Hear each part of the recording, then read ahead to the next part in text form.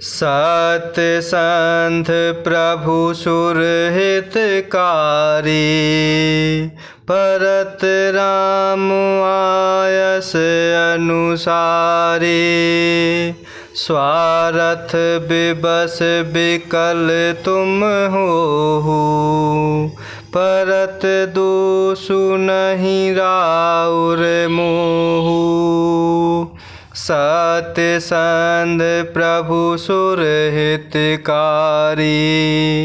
परत राम आयस अनुसारी। स्वार्थ विबस विकल तुम हो, परत दोषु नहीं राउर मोहु। और इस प्रकार देवगुरु बृहस्पति जी देवराज इंद्र को समझाते हुए कह रहे हैं कि हे देवराज इंद्र, प्रभु श्री रामचंद्र जी के भक्त सदा दूसरों के हित में लगे रहते हैं और वह दूसरों के दुख से दुखी और दयालु होते हैं। फिर भरत जी तो भक्तों के शिरोमणि हैं, उनसे बिल्कुल ना डरो। प्रभु श्री रामचंद्र जी सत्य प्रतिज्ञ और देवताओं का हित करने वाले हैं और भरत जी प्रभु श्री रामचंद्र जी की आज्ञा के अनुसार चलने वाले हैं। तुम व्यर्थ ही स्वार्थ के विशेष वश होकर व्याकुल हो रहे हो, इसमें भरत जी का कोई दोष नहीं है, तुम्हारा ही मोह है। सुनी सुर बर सुर गुर बर बानी, भा प्रमोद मन मिटे गलानी। परसि प्रसून हरसि सुर राऊ, लगे सराहन भरत सुभाऊ। सुनी सुर बर सुर गुर बर बानी, भा प्रमोद मन मिटे गलानी।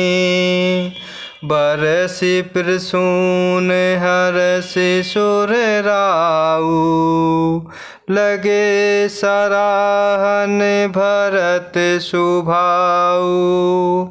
और इस प्रकार देवगुरु बृहस्पति जी देवराज इंद्र से कह रहे हैं, तुम व्यर्थ ही स्वार्थ के विशेष वश होकर व्याकुल हो रहे हो, इसमें भरत जी का कोई दोष नहीं, तुम्हारा ही मोह है। देवगुरु बृहस्पति जी की श्रेष्ठ वाणी सुनकर इंद्र के मन में बड़ा आनंद हुआ और उनकी चिंता मिट गई। तब हर्षित होकर देवराज इंद्र फूल बरसा कर भरत जी के स्वभाव की सराहना करने लगे। यही विधि भरत चले मग जाहि, दशा देखी मुनि सिद्ध सिहाहि। जब ही राम कहिले ही उसासा, उमुगत प्रेम मनहु चहु पासा। यही विधि भरत चले मग जाहि, दशा देखी मुनि सिद्ध सिहाहि।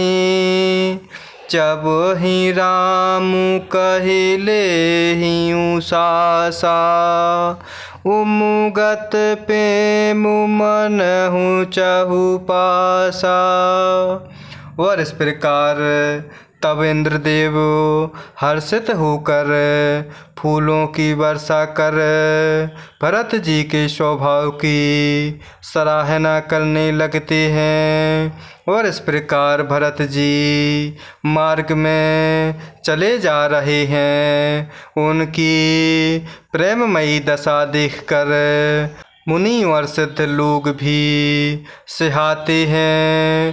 भरत जी जब ही अर्थात राम कहकर लंबी सांस ले रहे, तभी मानो चारों ओर प्रेम उमड़ पड़ता है।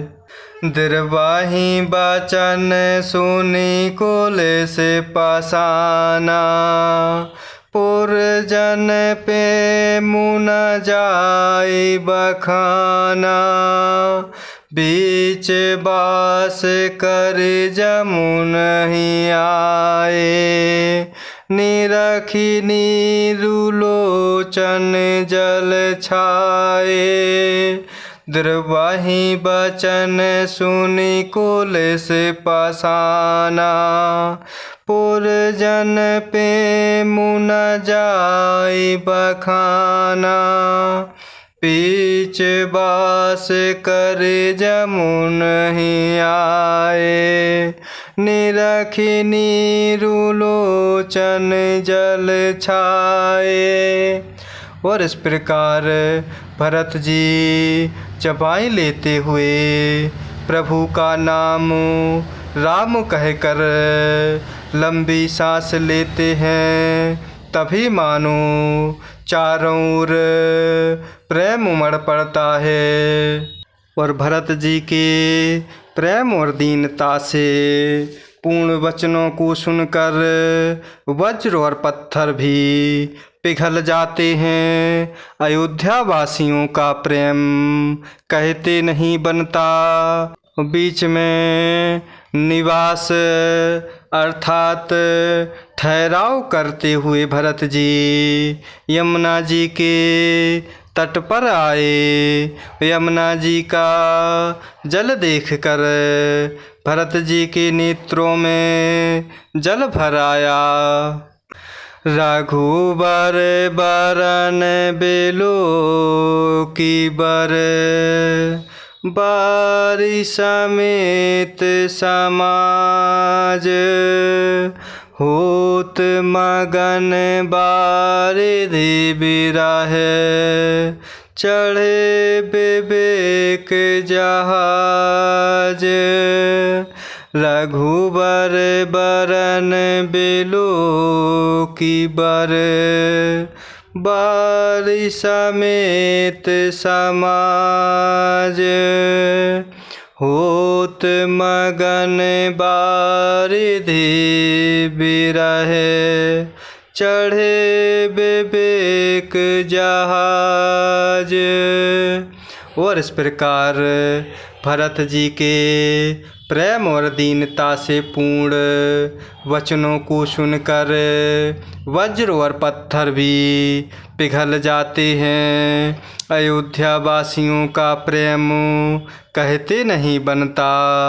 और बीच में ठहराव करते हुए भरत जी यमुना जी के तट पर आते हैं। यमुना जी का जल देखकर भरत जी के नेत्रों में प्रेम अश्रुओं का जल भर आता है।